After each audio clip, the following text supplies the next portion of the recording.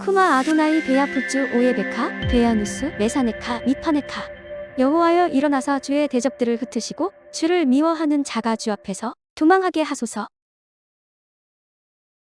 샬롬 생각하는 성경 홀리아미입니다. 오늘의 말씀에서 야곱은 20년의 바단 아람 생활을 끝내고 다시 가나안 땅으로 되돌아가기 위해 가족들과 모든 소유물들을 가지고 라반을 떠나게 됩니다.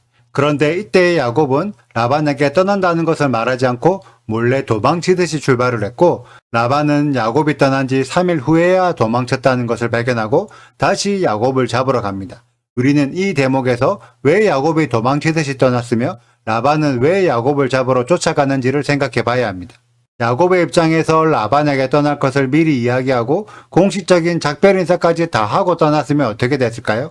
아마도 라반은 야곱은 가나안 땅으로 되돌아가도록 허락했을 것입니다. 하지만 자신의 딸들은 보내지 않으려고 했을 수도 있고, 가장 중요한 야곱의 양들을 데려가지 못하도록 막았을 것입니다. 라반이 가지고 있는 소유 중에서 야곱의 소유를 제외하면 허약한 양들밖에 남지 않았기 때문에 야곱을 보내줘도 야곱의 양들은 절대 보내주지 않았을 것입니다. 그래서 야곱은 42절에서 하나님의 아니었다면 외삼촌 라반이 자신을 빈손으로 돌려보냈을 것이라고 설명합니다. 그만큼 야곱은 라반의 평소 성격을 잘 알고 있었던 거죠.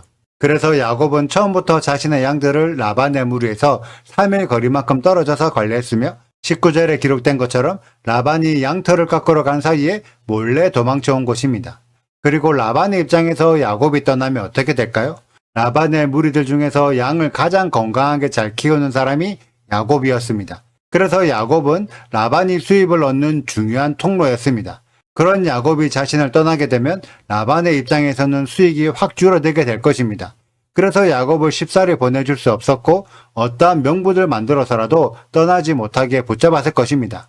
그래서 라반이 핑계대는 명분이 26절에 기록된 자신의 딸들을 칼에 사로잡힌 자같이 끌고 간다는 핑계였습니다. 그렇게 해서라도 자신의 딸들을 붙잡아 둠으로 야곱도 함께 떠나지 못하도록 막을 작정이었죠. 그래서 오늘의 말씀은 하나님의 언약을 이루려는 자와 그 언약을 막으려는 자의 대립이라고 이해할 수도 있습니다. 이 부분에 대해 여러분들이 곰곰이 생각해 보십시오. 하나님의 언약을 이루려는 자가 폭력을 써서 강제로 하나님의 언약을 이루고자 할까요? 결코 그러지 않을 것입니다. 그러면 언약을 막으려는 자들은 어떠할까요? 이들은 처음에는 좋은 말로 구슬려 유혹을 하겠지만 그 유혹이 통하지 않으면 강제로라도 언약을 이루지 못하도록 폭력을 사용할 가능성이 높습니다. 이것이 세상의 역사이고 앞으로 또다시 일어날 역사의 반복입니다. 그래서 오늘의 말씀에서도 라반은 야곱이 떠나지 못하도록 좋은 말로 구슬려 보겠지만 그렇게 해도 통하지 않으면 야곱에게 폭력을 사용할 가능성도 매우 높았습니다. 그래서 하나님은 24절에 라반에게 꿈으로 나타나셔서 야곱에게 선악간에 말하지 말라고 미리 막으셨던 거죠. 하나님의 언약을 막으려는 자가 어느 정도 방해는 하겠지만 완전히 언약을 막지 못하도록 미리 손을 써주신 것입니다. 그래서 결국 야곱은 하나님의 뜻대로 언약을 이루기 위해 가나안 땅으로 돌아갈 수 있었죠. 그런데 이 과정에서 라헬은 19절에서 아버지의 드라빔을 도둑질하여 함께 가지고 갑니다. 이때 왜 드라빔을 도둑질하여 함께 가져갔을까요? 여기에는 여러 가지 해석이 있을 수 있는데 야곱이 도망쳐서 급히 쫓으러 온 와중에서도 드라빔이 없어진 것을 알았을 정도로 라반은 평상시에도 드라빔을 소중히 여기고 있었습니다. 그래서 라헬은 아버지의 보물을 훔쳐서 자신이 가지려고 했을 수도 있고 혹은 라반이 믿는 신의 우상을 훔쳐서 신의 권능으로 쉽게 쫓아오지 못하도록 막으려고 했을 수도 있습니다. 그리고 유대인들 중에는 라헬이 라반의 우상을 훔침으로 라반의 우상 숭배를 끊어내기 위한 목적이었다고 해석하기도 합니다.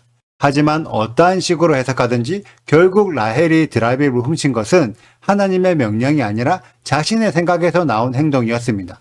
그래서 만약 라헬이 라반의 드라빔을 훔치지 않았더라면 라반은 그렇게 열을 내며 야곱을 쫓아오지 않았을 것입니다. 그리고 쫓아왔더라도 서로 좋게 마무리될 가능성이 높았을 것입니다. 그런데 라반의 드라빔을 훔쳤기 때문에 라반에게 야곱의 짐들을 수색하게 만들 명분을 제공하게 됩니다. 그래서 라반은 야곱의 짐들을 꼼꼼히 뒤졌는데 결국 라헬의 전략으로 드라빔을 찾지 못하고 빈손으로 되돌아가게 됩니다. 이것만 보면 라헬이 드라빔을 훔친 행위가 정당한 행위처럼 보일 수도 있겠지만 32절에서 야곱이 선포한 저주 때문에 결국 라반의 드라빔을 훔친 라헬은 가나안 땅에 정착하지 못하고 베냐민을 출산하는 과정에서 일찍 죽게 됩니다. 하나님의 방법을 따르지 않고 자신의 생각을 따라 사는 자는 일시적으로 위기를 모면하는 행운이 있는 것처럼 보이지만 결국 하나님의 언약을 유업으로 받지 못하고 그 전에 구별당하게 된다는 것을 배울 수 있습니다. 하나님께서 라반을 미리 막으셔서 언약을 완전히 방해하지 못하도록 막아주시더라도 그 과정에서 자신이 저지른 죄의 대가는 반드시 갖게 되어 있다는 것을 알려주고 있죠. 오늘의 말씀을 통해 여러분들은 무엇을 배우셨나요? 내가 현재 언약을 굳게 붙잡고 있는 야곱처럼 살고 있는지, 아니면 언약을 막아서는 라반처럼 살고 있는지, 혹시 하나님의 언약을 내 생각, 내 방법으로 이루려 하진 않았는지 스스로를 되돌아보는 점검의 시간을 가져보시길 축복합니다. 머지않아 우리들 모두가 가나안 땅으로 되돌아가게 될 텐데, 그때 오늘의 말씀을 교훈으로 삼아 모두가 야곱처럼 언약을 굳게 붙잡는 자들 되시길 소망합니다. 오늘의 영상은 여기까지입니다. 오늘의 말씀 읽으시고 질문 있으시다면 언제든지 댓글로 남겨주세요. 오늘도 감사합니다. 샬롬! 야곱이 일어나 자식들과 아내들을 낙타들에게 태우고 그 모은 바 모든 가축과 모든 소유물 곧 그가 받단 아람에서 모은 가축을 이끌고 가나안 땅에 있는 그의 아버지 이삭에게로 가려 할세. 그때에 라반이 양털을 깎으러 갔으므로 라헬은 그의 아버지의 드라빔을 도둑질하고 야곱은 그 거취를 아람 사람 라반에게 말하지 아니하고 가만히 떠났더라. 그가 그의 모든 소유를 이끌고 강을 건너 길르앗 산을 향하여 도망한 지 3일 만에 야곱이 도망한 것이 라반에게 들린지라. 라반이 그의 형제를 거느리고 7일 길을 쫓아가 길르앗 산에서 그에게 이르렀더니 밤에 하나님이 아람 사람 라반에게 현몽하여 이르시되 너는 삼가 야곱에게 선악간에 말하지 말라 하셨더라. 라반이 야곱을 뒤쫓아 이르렀으니 야곱이 그 산에 장막을 친지라. 라반이 그 형제와 더불어 길르앗 산에 장막을 치고 라반이 야곱에게 이르되 내가 나를 속이고 내 딸들을 칼에 사로잡힌 자같이 끌고 갔으니 어찌 이같이 하였느냐? 내가 즐거움과 노래와 북과 수금으로 너를 보내겠거늘 어찌하여 내가 나를 속이고 가만히 도망하고 내게 알리지 아니하였으며 내가 내 손자들과 딸들에게 입맞추지 못하게 하였으니 내 행위가 참으로 어리석도다.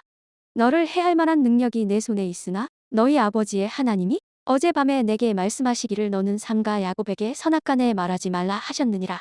이제 내가 내 아버지 집을 사모하여 돌아가려는 것은 옳거니와 어찌 내 신을 도둑질하였느냐? 야곱이 라반에게 대답하여 이르되 내가 생각하기를 외삼촌이 외삼촌의 딸들을 내게서 억지로 빼앗으리라 하여 두려워하였음이니이다.